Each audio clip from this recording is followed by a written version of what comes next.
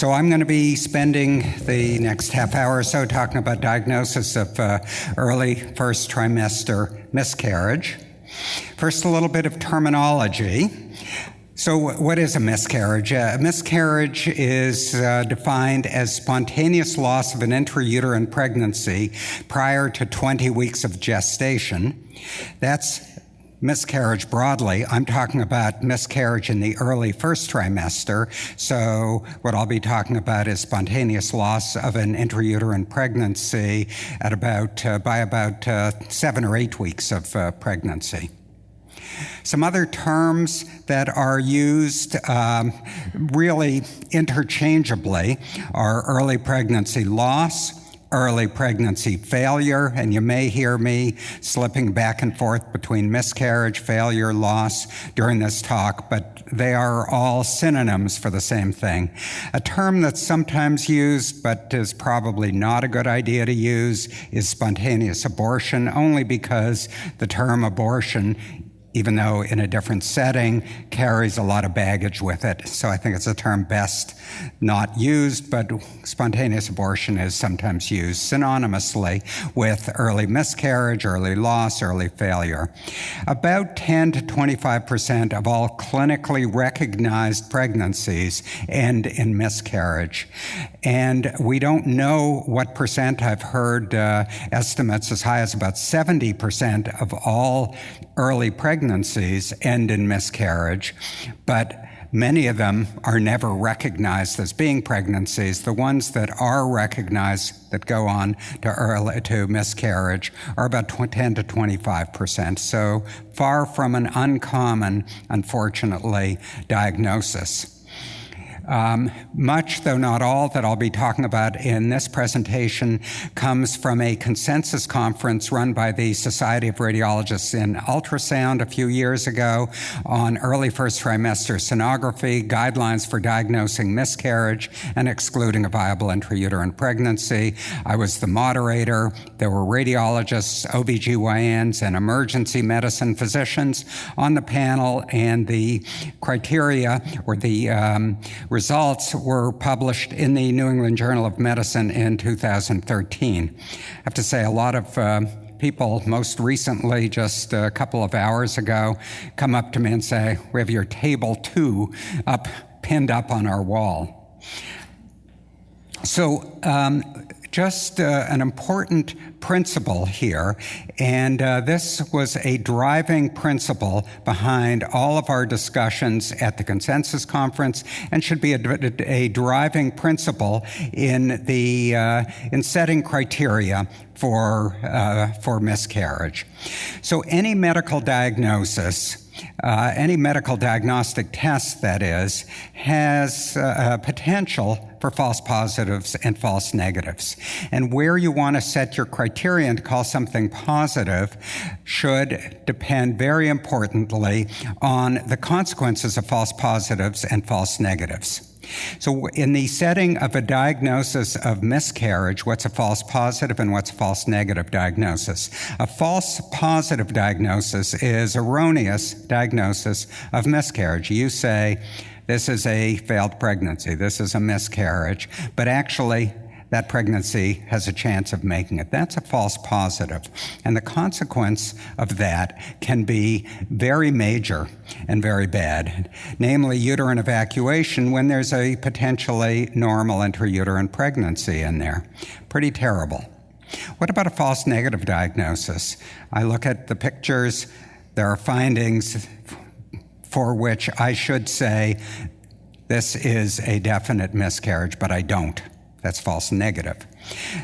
Consequences are not great, but not horrible. Delayed intervention for a failed intrauterine pregnancy.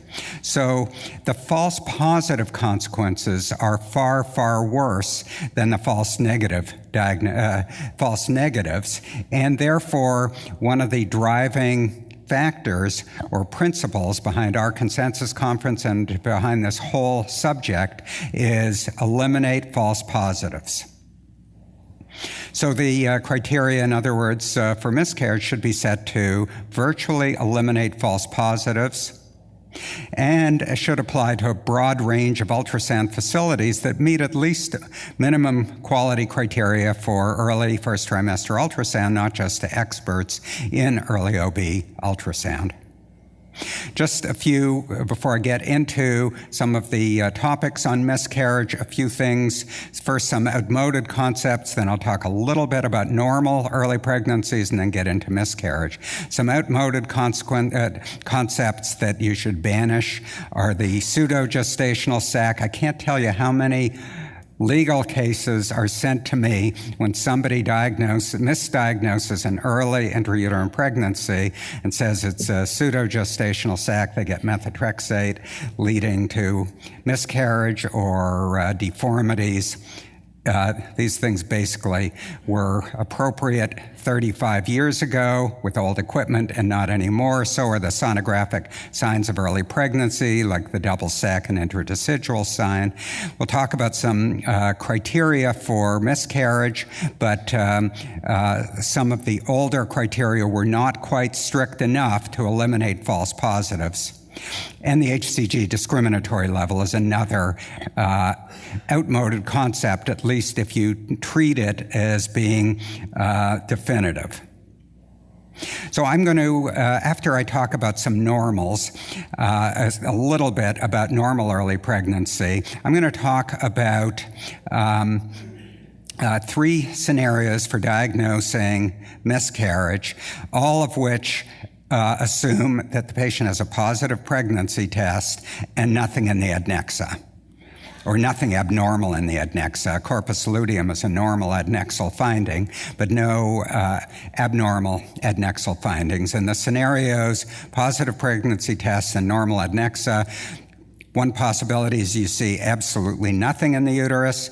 Another is you see something in the uterus, but there's no heartbeat. You may see an embryo or not, but there's no heartbeat. And the third is you do see a heartbeat. And I'll talk about miscarriage in the setting of all of these. First, though, I'll talk about a few normal findings in the early first trimester because they do relate to abnormal findings later on that you use in the diagnosis of miscarriage. So the normal sequence of findings in early pregnancy, if you're scanning transvaginally, is at about 5 weeks. And these are very, very within a couple of days when you really see these things. 5 weeks, a gestational sac, 5.5 weeks, a yolk sac, 6 weeks, an embryo with a heartbeat, and about 7 weeks, you first see the amnion separate from the yolk sac and the embryo. Just some examples. Here is a 5-week pregnancy. Just looks like a little nondescript round or oval fluid collection in the uterus. No particular signs. They often don't. But this is a pregnancy. Here's a 5.5-week pregnancy with a yolk sac. 6 week, you see a tiny little embryo with a heartbeat. It's about a 1 or 2 millimeter embryo.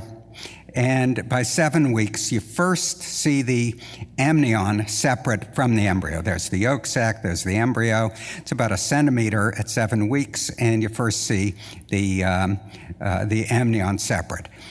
As we'll see later, if you see one of these teeny 1 or 2 millimeter embryos with where you see an amnion, it almost certainly is going to fail or miscarry. So as I go on to the next few slides, I want you to think about this one. It's a patient with a positive, with pelvic pain, HCG of 1800. You see this small little thing in the uterus. The most likely diagnosis is intrauterine pregnancy, ectopic with a pseudosac, ectopic with a decidual cyst, or you just can't tell, and you should report it as findings consistent with either an intrauterine or an ectopic pregnancy. So just something to think about. We'll have the answer in a few slides. So a little bit of math. The incidence of ectopics in all pregnancies in the United States is 2%. About half of early intrauterine pregnancies have no particular sign that's been described before. And this 50% comes out of a paper published from our institution in 2013. About 3% of ectopics have a similar kind of little fluid collection in the uterus. So these are numbers. Now let's put them together. Do a little simple calculation. if you see, and by isolated I mean there's no ectopic, you don't see any abnormality in the adnexa.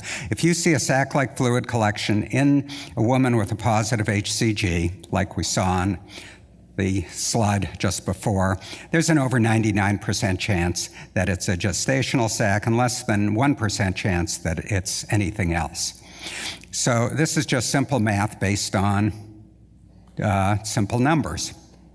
So these things don't exist, basically. Anytime you see little fluid collection, it's a pregnancy.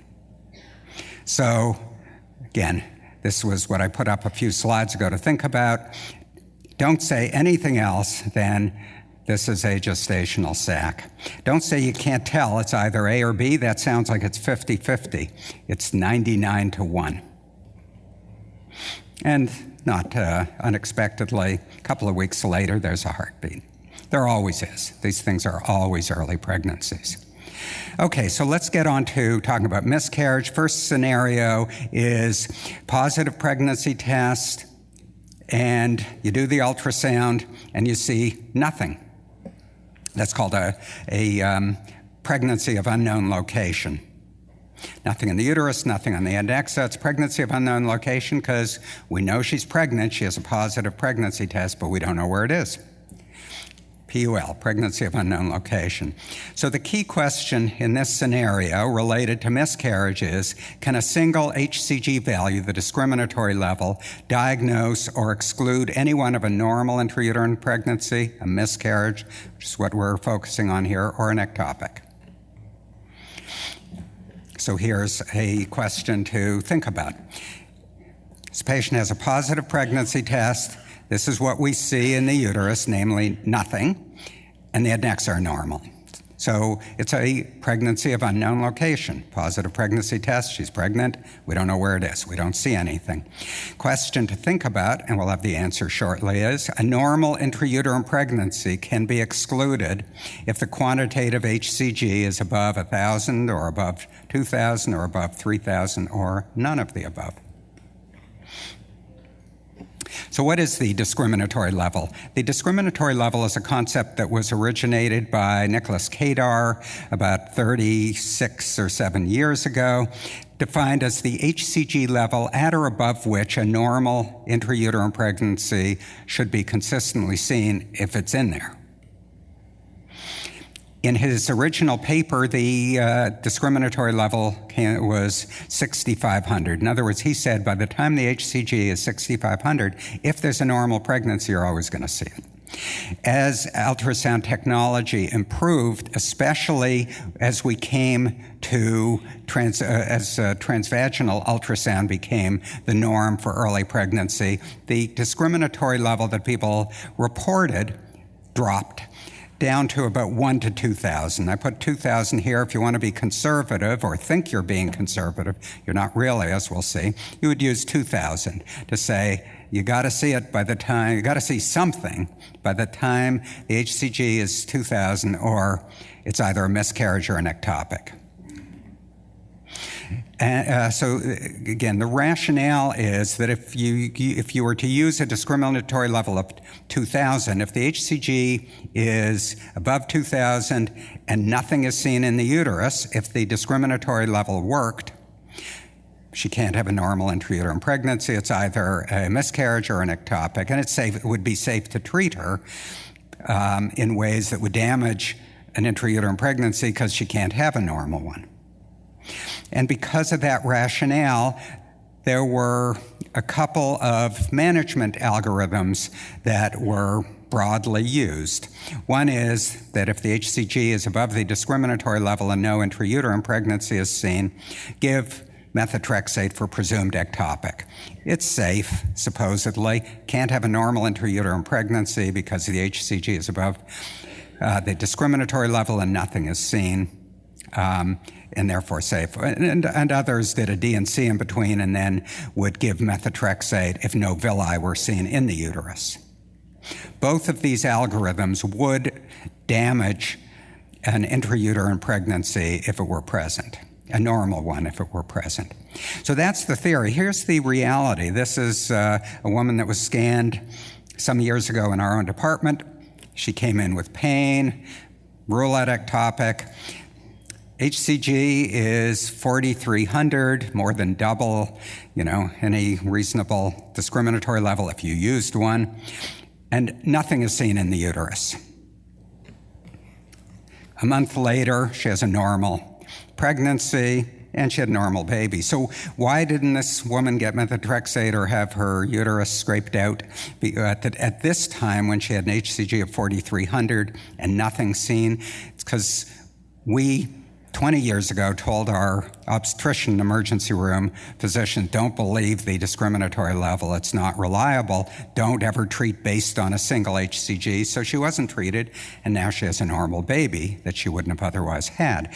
And when we looked over a 10-year period, we found we had a total of 9 cases, about a case a year, with the HCG above the 2,000, as high as over 6,000, with nothing, no anything in the uterus, not even a little fluid collection in the uterus, nothing, at the time of the first ultrasound, who came back with 1 or more heartbeats on follow-up. Most of those had liveborns that wouldn't have had if either of the management algorithms were followed.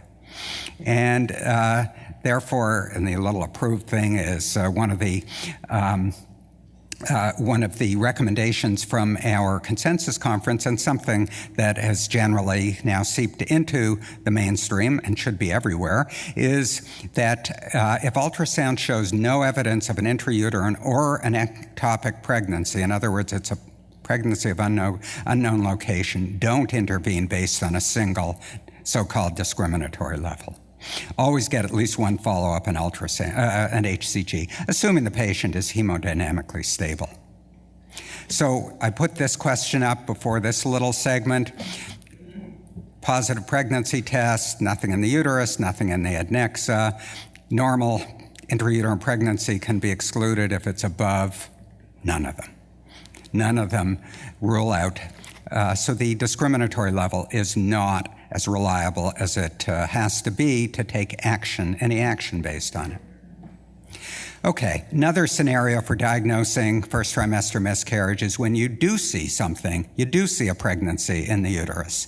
When can you diagnose? What are the criteria for diagnosing miscarriage? So here, when the ultrasound shows an intrauterine pregnancy, but you don't see a heartbeat, what findings indicate a definite miscarriage, no need for follow-up, and what findings are suspicious or worrisome for miscarriage? You should follow it up, but tell the patient that the odds look, the odds look bad. So another question to think about, and we'll have the answer to it at the end of this little segment. So which of the following ultrasound findings in early pregnancy is normal? And by a normal finding, I mean it doesn't increase the likelihood of miscarriage. It doesn't indicate a high risk of miscarriage. Crown rump length of 3 millimeters and no heartbeat, is that normal? A mean sac diameter of 18 millimeters and no embryo, is that normal?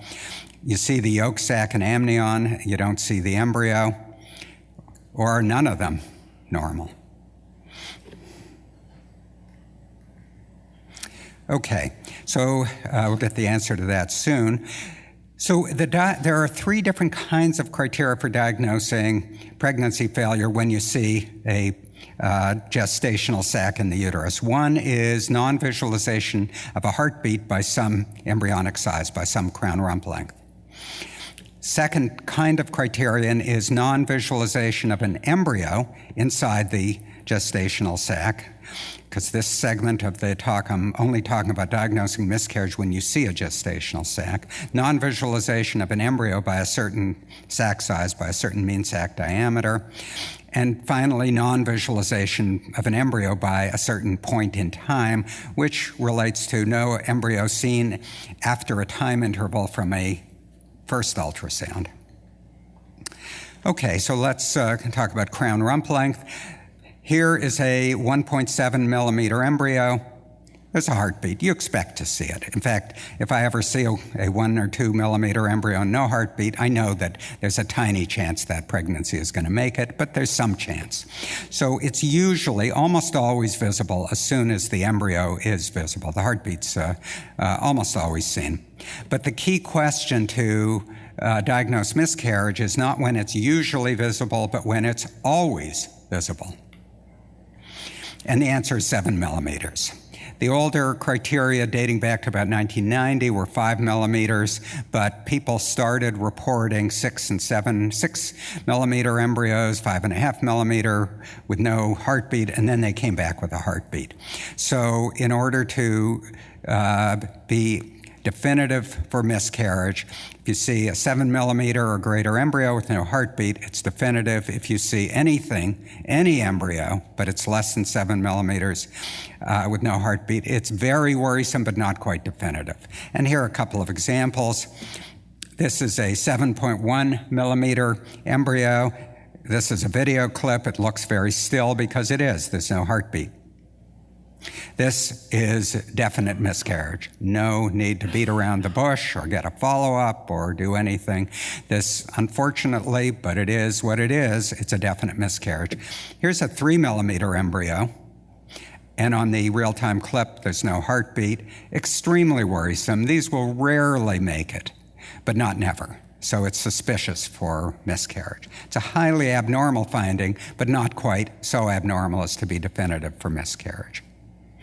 For the mean sac diameter without an embryo, the older criteria were 16 millimeters or above and no embryo. But again, people started finding some false positives with that, and therefore the currently accepted criterion for the mean sac diameter and no embryo is at least 25 millimeters to be definitive for miscarriage. If it's above 16, the old criterion, but less than 24, it's worrisome. And again, a couple of examples.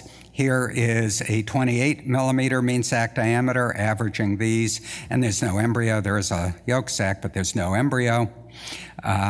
Definite miscarriage, no need to follow up. Here is a 17 millimeter, if you average these, and no embryo. Very, very worrisome, needs follow-up. And there's some time-based criteria. I won't go into, read out all of these that are definite for miscarriage. For example, if on an initial scan you see a gestational sac with no yolk sac, and 2 weeks later there's still no embryo after you've seen that gestational sac, that's definite for miscarriage. And then a few criteria that are less stringent but also worrisome for miscarriage. And a couple of examples. Here is a early gestational sac. 15 days later, there's still no embryo seen. This is definite miscarriage because it meets that 2-week criteria. Here is a gestational sac with a yolk sac.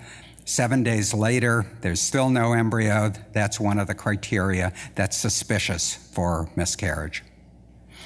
And a couple of other criteria that are suspicious for miscarriage. One is the empty amnion. If you remember back to one of my first slides, I said that the embryo shows up at 6 weeks, the amnion at 7 weeks. So the embryo should always be seen before the amnion. In other words, you should never see an amnion without an embryo. If you do, it's called the empty amnion sign. It's another very worrisome sign, at least highly suspicious. And so is a large yolk sac for reasons that nobody seems to know. But if the yolk sac is big, it's probably a failed pregnancy.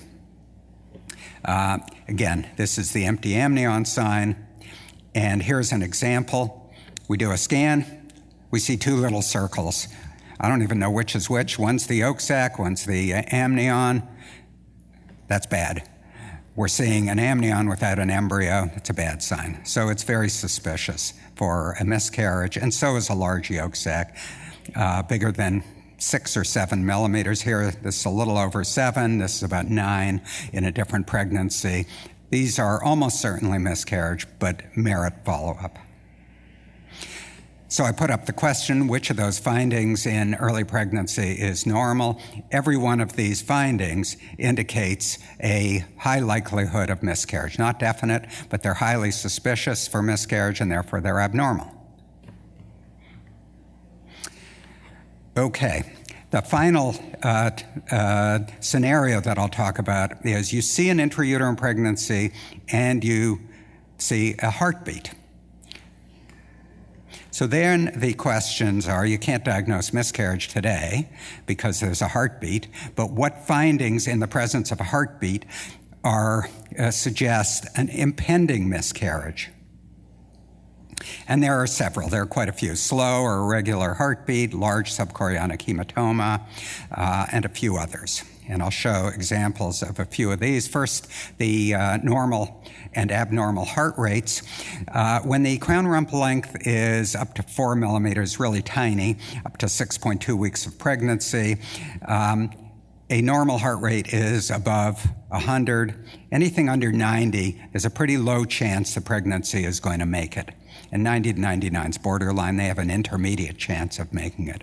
And when the crown rump length is 5 to 9 millimeters, these are all 20 beats per minute higher. So here's an example. The heart beat looks a little slow. We measure it by M mode. It's 82 beats per minute. Very suspicious for impending miscarriage. It isn't a miscarriage today. It probably will. And she was on a follow-up 5 days later, had demise.